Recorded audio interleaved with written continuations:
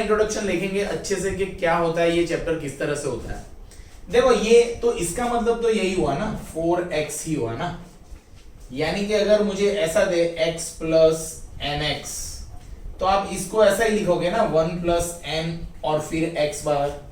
तो ये जो टर्म है ये है मोनोमियल। ओके, मोनोमियल यानी एक टर्म कहलाते हैं। अगर टर्म ऐसा है x plus y x cube plus 2y cube, तो जिसमें दो टर्म होते हैं, दो अलग वेरिएबल के फॉर्म में होते हैं, तो उसको बोलते हैं binomial. Binomial term, okay, binomial बोल सकते हो आप। x के भी पावर अलग हो सकते हैं तो हम उसको बाइनोमियल बोल सकते हैं। तो बाइनोमियल टर्म जो होते हैं उनके बारे में हम नॉलेज लेंगे आज कि बाइनोमियल थियरम से बाइनोमियल टर्म्स की क्या बातें होती है। तो आपने भी देखा होगा बचपन से, यानी जब आप पढ़े हैं तो आपने देखा है कि x प्लस वाई का स्क्वायर फिर x प्लस वाई का क्यूब, ये सब रूल हम बहुत यूज करते हैं।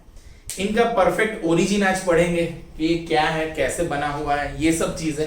ओके, तो बाइनोमियल यूज करके हम बहुत सी चीजों को एक्सप्लेन कर सकते हैं। ओके, और सिंप्लीफिकेशन करके काफी सारे सम्स को इवेल्युएट कर सकते हैं। ओके बच्चों, तो ये जरूरी है, याद रखो सब लोग। ओके, और यहां पे देखो, बाइनोमियल पढ़ने से पहले सबसे पहले एक चीज पढ़नी पड़ती है जिसको बोलते हैं फैक्टोरियल। देखो फैक्टोरियल होता क्या है, यहां पे देखना बच्चों, सारे बच्चों यहां पे देखना फैक्टोरियल होता क्या है। सपोज मैंने लिखा 4 फैक्टोरियल, देखो this is the sign of factorial. यहां पे देखो सब लोग, वेरी इंटरेस्टिंग टॉपिक है, बहुत मजा आने वाला है। ओके, तो 4 फैक्टोरियल बोलते हैं इसको। 4 फैक्टोरियल का मतलब होता है 4 into 3 into 2 into 1, या तो 1 into 2 into 3 into 4। ओके, यानी कि आपको अगर 100 फैक्टोरियल दिख जाए तो उसका मतलब यही होगा 1 into 2 into 3 into जाके लास्ट में 100, या तो 100 से 1। यानी फैक्टोरियल का मतलब होता है उस डिजिट तक, 1 से लेके उस डिजिट तक के सारे डिजिट का मल्टीप्लीकेशन। ओके, फैक्टोरियल यानी कि अगर आपको n फैक्टोरियल दिख जाए तो आप ऐसा लिख सकते हो n into n minus 1 into n minus 2 up to 3 to 1। This is the basic logic of factorial। Sir ये फैक्टोरियल का यूज, तो बाइनोमियल थियरम में हम फैक्टोरियल का यूज करने वाले हैं, तो हम थोड़ा फैक्टोरियल को समझ लेते हैं। ओके, तो फैक्टोरियल ये होता है, सबसे पहले तो ये पता चलना चाहिए फैक्टोरियल होता क्या है। तो 5 फैक्टोरियल क्या होता होगा बच्चों, यानी कि ये 4 फैक्टोरियल है, तो 4 फैक्टोरियल का मतलब क्या, 24। ऐसा 4 फैक्टोरियल की वैल्यू कितनी, 24। तो उसी तरह से 5 फैक्टोरियल कितना होगा, 120, है ना। 6 फैक्टोरियल 720 होगा, यानी 1 2 3 4 5 जितने फैक्टोरियल है उतना मल्टीप्लाई करना पड़ता है। अब फैक्टोरियल का कभी कभी आपको देखो, ये तो मैं इसको बोलते हैं ना प्री रिक्वायर्स, यानी कि चैप्टर पढ़ने के लिए ये सब चीजें पता होगी तो आप चैप्टर इजीली कर पाओगे।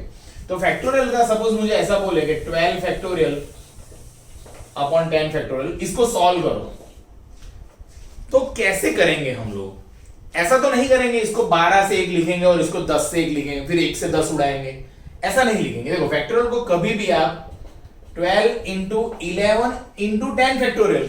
सर ऐसा क्यों, क्योंकि 10 फैक्टोरियल का मतलब क्या है, 10 से लेके 1, है ना, 10 9 8, तो सर नीचे 10 फैक्टोरियल ही है। तो देखो इसको बोलते हैं स्मार्ट थिंकिंग। क्यों 1 से लेके 10 और 12 से लेके 1 तक लिखना, है ना। तो ये हो गया, अब इसका मल्टीप्लिकेशन इज योर आंसर।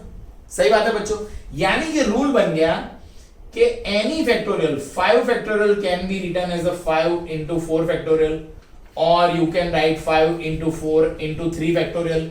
यानी आप फैक्टोरियल को कभी भी एक कम करके फैक्टोरियल वहां पे लिख सकते हो। यानी कि देखो अगर आपको दिखे n+1 फैक्टोरियल, तो n+1 फैक्टोरियल को आप क्या लिख सकते हो, n+1 into n फैक्टोरियल। सही बात है ना, यहां पे जो भी है उसको एक कम करके फैक्टोरियल लिख सकते हो। जैसे ये 5 फैक्टोरियल, तो 5 into 4 फैक्टोरियल लिख सकते हो। क्यों, क्योंकि 4 फैक्टोरियल का मतलब 4 into 3 into 2 into 1 ही होगा ना भाई। तो फैक्टोरियल के बारे में बात समझना बहुत जरूरी है बच्चों, बात समझना बहुत जरूरी है। फैक्टोरियल मुझे क्या बोल रहा है। ओके बच्चों, फैक्टोरियल, देखो फैक्टोरियल कभी आपको ऐसा दिख जाए 5 फैक्टोरियल इंटू 7 फैक्टोरियल अपॉन समझो कि है 3 फैक्टोरियल इंटू 4 फैक्टोरियल। अगर इसका सिंप्लीफाई करना है तो आप सिंपल से कैसे कर सकते हो, देखो 5 फैक्टोरियल को लिखूंगा 5 इंटू 4 फैक्टोरियल, या तो उसको भी 3 तक ला सकते हैं हम लोग, और 7 फैक्टोरियल को लिखूंगा 7 into 6 into 5 into 4 into 3 factorial, और नीचे 3 फैक्टोरियल और 4 फैक्टोरियल एज इट इज है बच्चों। अब ये 4 फैक्टोरियल गया और ये 3 फैक्टोरियल गया, ओके।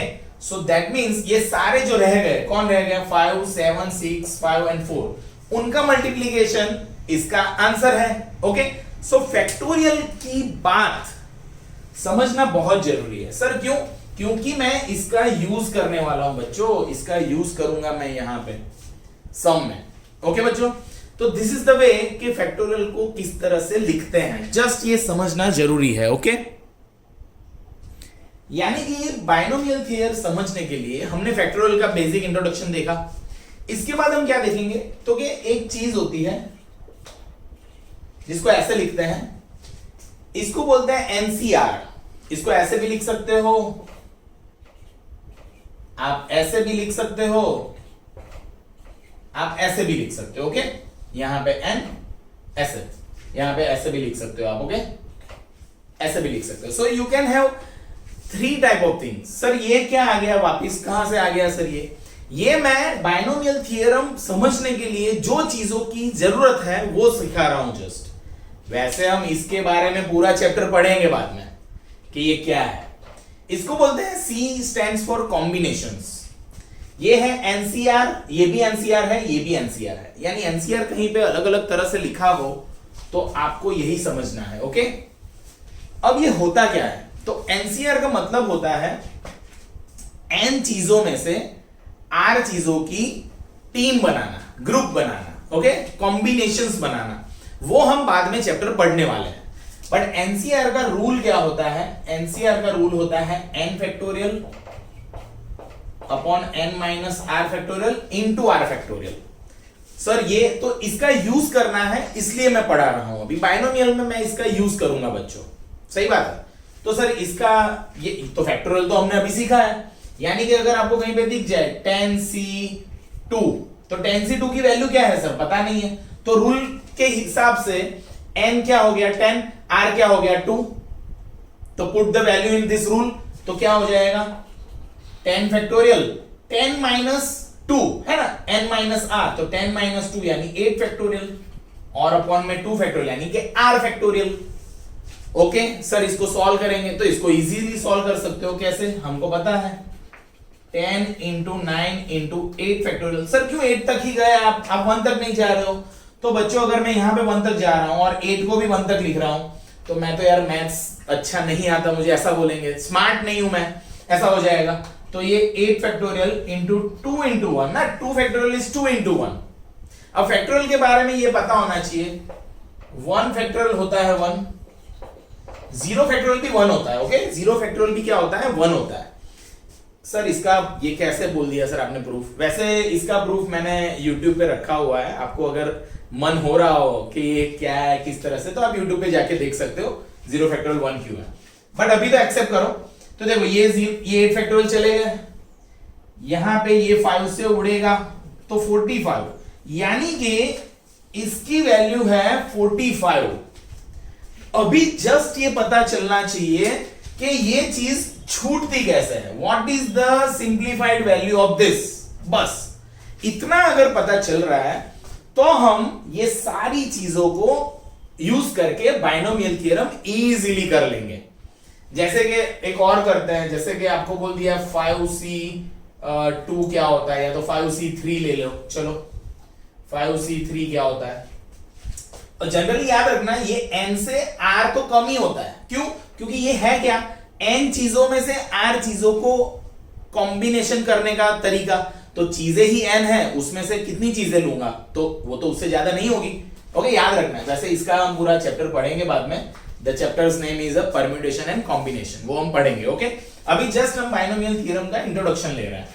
तो 5c3 क्या होता है बच्चों, 5 factorial upon 2 factorial into 3 factorial, okay. कैसे, तो सर ये रूल लगा दिया हमने, यहाँ पे जो है वो यहाँ पे आएगा, इन दोनों का डिफरेंस यहाँ पे आएगा फैक्टोरियल में, और ये आएगा यहाँ पे फैक्टोरियल में। तो इसको कैसे सेट करेंगे, 5 into 4 into 3 factorial, 2 into 1 into 3 factorial, 3 factorial get cancel, और ये हो गया 2, तो 5 2 10, सो 10 is the answer of 5C3।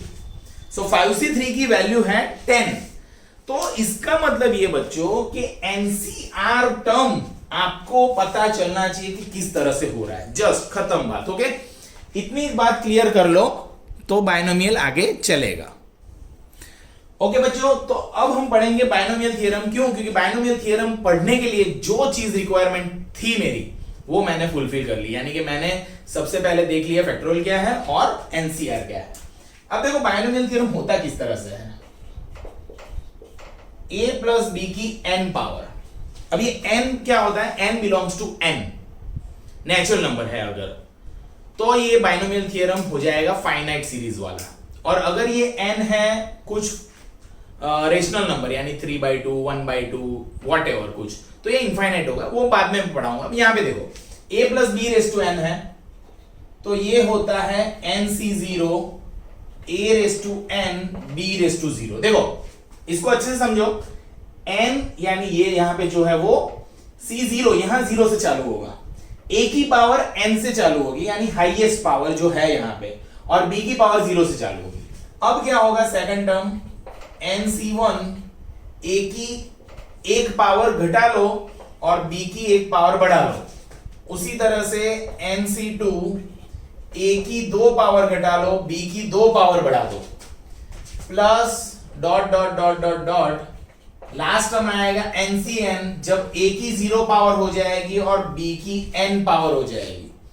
This is called a binomial theorem.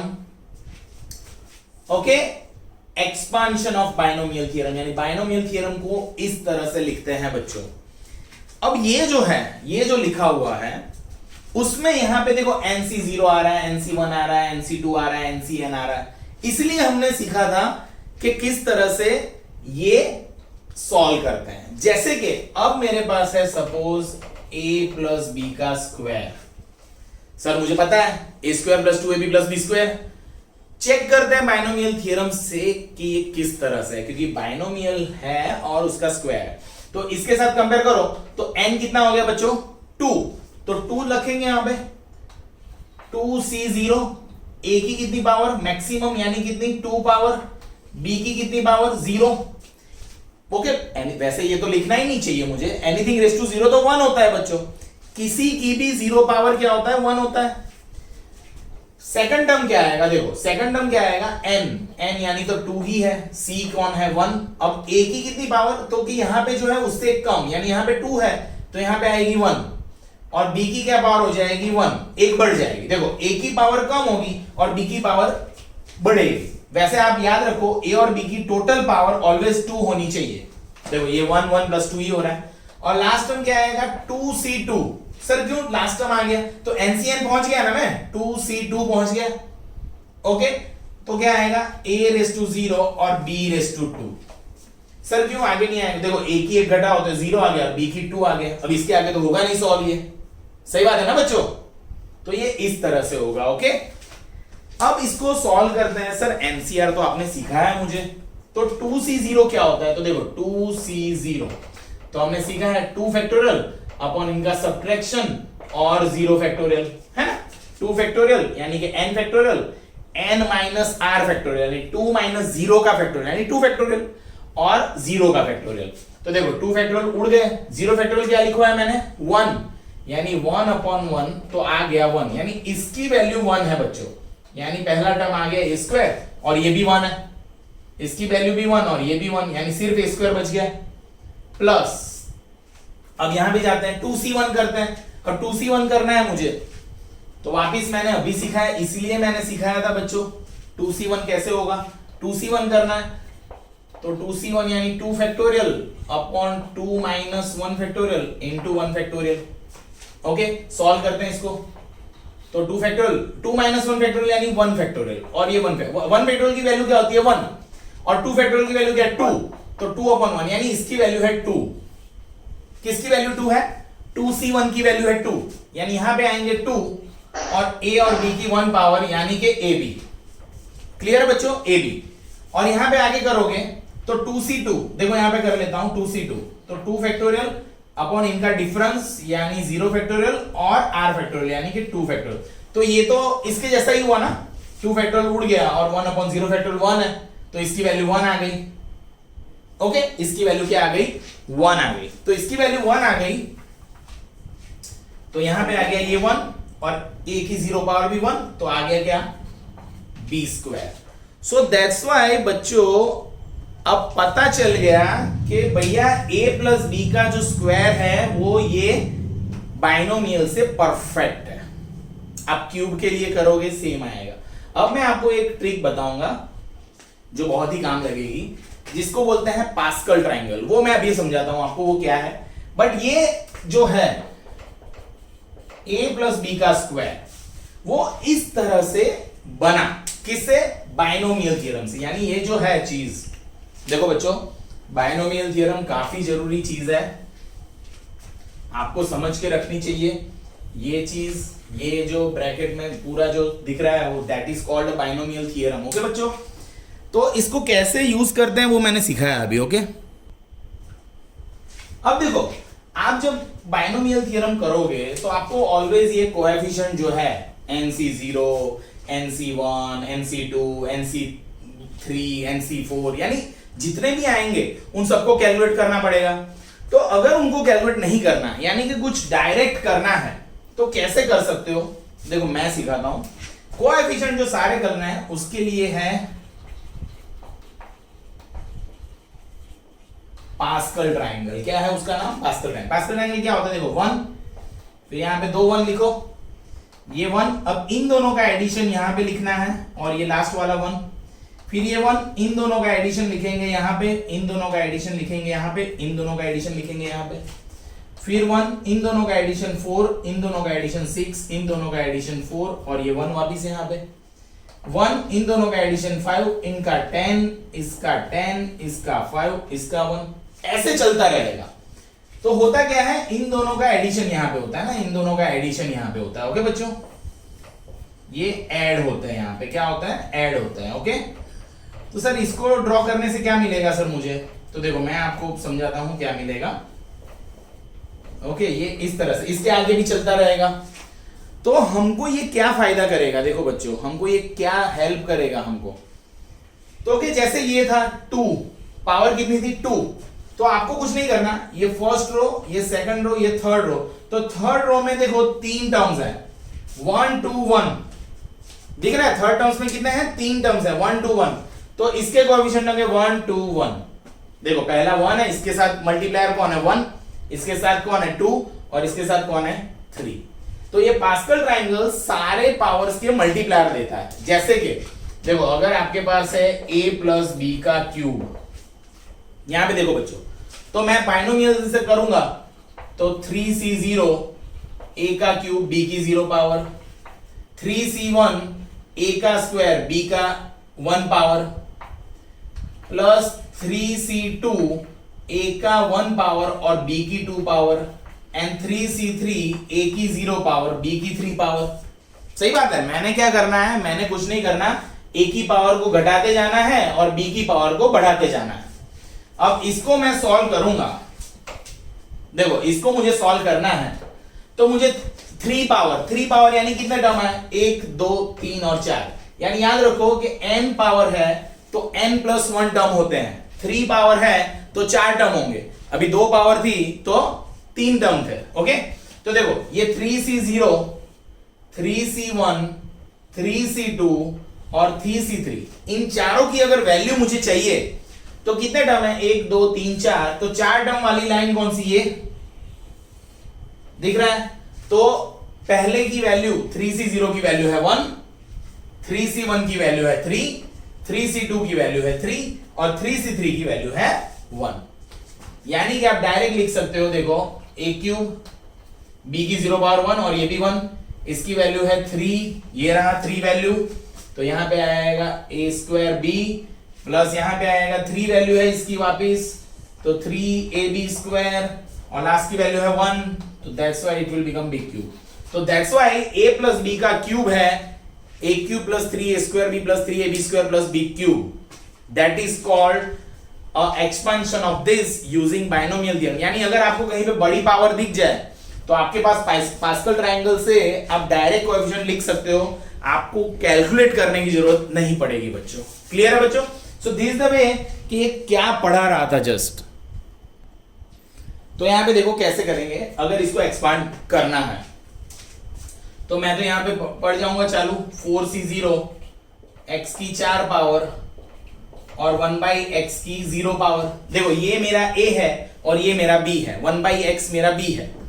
तो ये पहला टर्म आएगा। दूसरा टर्म आएगा 4c1 x की 3 पावर 1/x की 1 पावर। देखो ये दो टर्म के पावर के एडिशन 4 होने चाहिए, ओके। प्लस 4c2 x की 2 पावर 1/x की 2 पावर। सही बात है ना बच्चों? फिर इसके बाद का टर्म क्या आएगा? प्लस 4c2 हो गया, फिर 4c3 x की 1 पावर और 1/x की 3 पावर। और लास्ट टर्म आएगा 4c4 x की 0 पावर और 1/x की 4 पावर। एकदम बढ़िया, एकदम बढ़िया बच्चों। अब बच्चों ये जो मुझे फाइंड करना है ना, ये और ये, वो मैं पास्कल ट्रायंगल से कर लूंगा, ओके। देखो फटाफट अगर ड्रॉ करना है तो मैं आपको ड्रॉ करके बता देता हूं। यहाँ पे देखो 1 1 1 1 2 1 1 3 3 1 1 4 6 4 1 1 5 10 10 5 1। अब देखो यहाँ पे कितने टर्म है? 4 है, तो 5 टर्म होंगे। 5 टर्म यानी 5 टर्म वाली लाइन कौन सी है? ये हो गया मेरा काम। मेरा काम हो गया 1 4 6 4 1। इसकी वैल्यू है 1, इसकी 4, इसकी 6, इसकी 4, इसकी 1। आप करके देखना, मैंने तो सिखाया भी है कि किस तरह से होता है वो। एनसीआर कैसे सॉल्व करने का पहले मैंने सिखाया, फिर मैंने ये पास्कल ट्रायंगल वाला ट्रिक बोला, ओके। तो इसमें वैल्यू रख दूंगा अब मैं। अब आधे लोग बोलेंगे सर एग्जाम में चलता है ये? बेटा दौड़ता है क्या? ये आप बाजू में ड्रॉ करके बता सकते हो, ओके। देखो अब हम ये पढ़ाई कर रहे हैं जिसमें जो सोच के, जो राइट सोच के लाया उसके फुल मार्क्स, ओके। यानी कि राइट होना चाहिए ना, हर एक चीज लॉजिक से राइट आनी चाहिए, तब आपको पूरे मार्क्स मिलते हैं। तो ये हो गया 1, ओके। तो 1 हो गया, तो देखो इसकी 0 पावर यानी ये भी 1, यानी फर्स्ट टर्म आ गया x⁴, ओके। सिंप्लीफाई कर रहा हूं मैं। देखो 4c1 की वैल्यू क्या है? 4, तो 4 लिख दिया मैंने। अब देखो ये 1/x यानी x की 1 पावर और ये x की 3 है, तो 3 पावर और नीचे 1 पावर है, तो एक कट हो जाएगी, यानी क्या आएगा? x²। फिर उसके बाद है 6, यानी इसकी वैल्यू है 4c2 हैज अ वैल्यू 6। यहां से देख लिया मैंने। देखो ये 1/x² ही होगा, है ना? 2 पावर है तो दोनों के पास जाए तो 1 की 2 पावर तो 1 ही होगा, और x² तो ये x² और ये x² उड़ जाएगा तो 6 आएगा, बराबर है। प्लस 4c3 की वैल्यू है 4। अब देखो यहां पे ऊपर 1 पावर और नीचे 3 पावर है, ये x³ 3 पावर बनाएगा, इसलिए यहां पे क्या आएगा पता है? 1/x² आएगा, इनटू में 1/x² आएगा, यानी इसको आप 4/x² भी लिख सकते हो बच्चों। और 4c4 क्या है? 1, तो देखो ये 0 पावर यानी 1 हो गया, ये भी 1 हो गया, तो 1/x की 4 power. So this is the expansion of this, and you should do it like this, okay. तो ये